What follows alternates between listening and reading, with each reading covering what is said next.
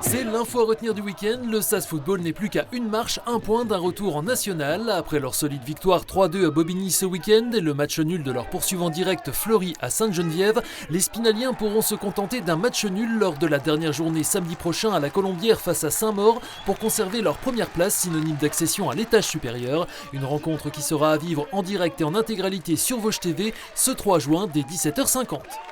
Retour aux événements sportifs du week-end dans les Vosges avec tout d'abord du cyclisme et la 21e édition du Tour de la Mirabelle classé UCI 2.2 depuis 2019 et accessible donc aux formations professionnelles. Après un premier jour de course entre Verdun et Pont-à-Mousson vendredi, la deuxième étape de montagne au départ de Saint-Amarin faisait la part belle aux Vosges avec 6 ascensions, ici le col de Sapois, soit 3000 mètres de dénivelé et 160 km pour rejoindre Corcieux avec une dernière boucle de 20 km autour de la cité Forfelette avant l'arrivée qui a permis à un rouleur de s'imposer, l'Alsacien Quentin Béza du SCO Dijon, formation de DN1 le plus haut niveau amateur. À 25 ans, le vice-champion de France espoir du contre-la-montre en 2020, deuxième du Tour du Loiret 15 jours plus tôt à seulement 3 secondes de la gagne, espère passer un cap. En classe 2, gagner sur une course comme ça avec mon poids, c'est cool et puis ça montre que les amateurs, on n'a rien à envier aux pros. L'année dernière, il m'a pas manqué grand chose pour passer chez les pros, j'ai peut-être eu des résultats un peu tard dans la saison. Là, c'est ma 4e cette année et c'est varié quoi. Je gagne une course en ligne, je gagne une course là en montagne, je gagne 2 chronos. Donc ça montre que je peux gagner un peu partout, donc j'espère que ça va me permettre de débloquer les démarches. Fidèle à lui-même, le local de l'étape, l'Aulnois Maël Savignard du team organisateur Macadams Cowboys aura lui tout donné samedi sans calculer, récoltant le maillot du plus combatif. C'est vraiment ce que je recherche pour faire du vélo pour ces moments comme ça. Pour moi, c'est plus significatif de passer 2 fois le bras mont en tête devant mes grands-parents, des amis, de la famille, plutôt que d'aller faire 40e du classement général. Et puisqu'il faut bien un vainqueur au final, sachez que c'est le Belge Jonas Gins du team Tartoletto Isorex qui a endossé le maillot jaune à Corcieux et l'a conservé à l'issue de la dernière étape entre Tomblaine et Dame-Levier.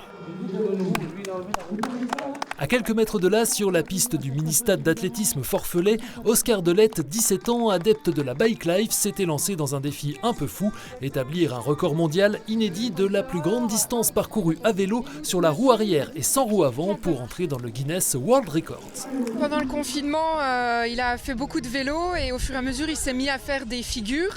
Donc il s'est acheté un vélo, il l'a complètement customisé. Alors c'est pas celui-là parce que là, il fallait un vélo homologué, enfin un vélo encore commercialisé. Et de fil en aiguille, il s'est passionné pour rouler sur la roue arrière, donc ce qu'on appelle les wheelings. Minimum requis pour valider ce record, au moins 15 km sans mettre le pied à terre bien entendu, cela sous l'œil de 8 caméras témoins filmant en continu tout autour de la piste. Défi relevé en 1 heure de temps, mais le jeune homme ne comptait pas s'arrêter en si bon chemin. Il est tout à fait capable, avec une roue avant, de parcourir entre 60 et 70 km.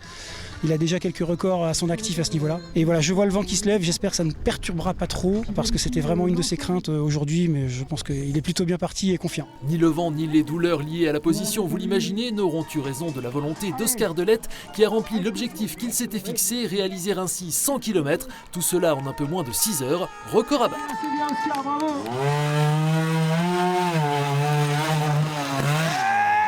D'un exercice d'équilibrisme à l'autre, direction le site de Grosse-Pierre à la Bresse, cadre ce dimanche de la 2e manche du championnat de France de trial, qui a fait le plein d'engagés avec 130 pilotes, dont le gratin hexagonal, sur moto thermique mais aussi électrique, à l'image ici de Margot Pena, 17 ans. Les locaux avaient eux à cœur de briller sur leur terre, tel Alexandre Gremillet en catégorie TR1, l'antichambre de l'élite, qui fait figure de vétéran sur le circuit. C'est royal, puis avec la météo qu'on a aujourd'hui, franchement, c'est top. Ça devient dur physiquement, mais on va serrer les dents. 38 ans, c'est ça? 36. 36. Ouais. D'accord. Mais ça va. C'est quoi les qualités d'un bon pilote? Il faut être technique, rester calme et puis avoir de l'endurance quand même. 7e place ce dimanche comme lors de la première manche pour Alexandre Gremillet. On retiendra également la 6e place de Lionel Thirien en catégorie TR2+, et la 2e de Lilian Bailly chez les Espoirs. Tout cela devant 1 millier de spectateurs. Un joli succès pour les organisateurs du motoclub La Bressaude qui accueille le championnat de France tous les 3 à 5 ans et une bonne séance de rodage avant l'événement majeur de l'année, la montée impossible. Ce sera encore un très bel événement cette année puisqu'on attend 5 pilotes qui viennent des USA. Et les 5 ont déjà été titrés une fois dans leur pays, donc vraiment c'est le plus beau plateau pilote qu'on ait eu en 33 ans de Montée Impossible. Ça sera le 23 juillet, gros week-end à la Bresse, sur la petite route du droit qui est juste sous la piste de la Montée Impossible, Tour de France le samedi, Montée Impossible le dimanche, donc venez à la Bresse, il y aura de quoi faire ce dimanche-là. Le rendez-vous est pris, prochaine échéance nationale pour les pilotes de trial, la 3e manche du championnat de France le 25 juin à Sommières dans le Gard. Direction La Plaine pour boucler ce résumé de l'actualité sportive du week-end et retour samedi soir pour la 7e édition de la course nature La Vilaine à Ville-sur-Yon. 7e édition de ce rendez-vous désormais bien ancré dans le calendrier et singulier car semi-nocturne. Un peu moins de 300 coureurs sur les 2 formats au programme, 18 ou 10 km avec allumage requis des frontales passé la mi-course jusqu'à l'arrivée. Voici le tiercé gagnant sur la grande distance dans l'ordre Vincent Leroy, Tony Pierrat et Yannick Henrion. Déjà lauréate en 2022, Marjorie Aubel a conservé sa couronne. Victoire sur la plus petite distance d'Antoine Morizot et d'Emma Chebel. 2 manifestations hors stade à suivre le week-end prochain. Samedi avec l'ultra-montée du Tétra à Gérardmer, soit 1 km vertical sur les pistes de la Moselaine. Et dimanche avec le Trail des Chamois à Saulxures sur Moselotte.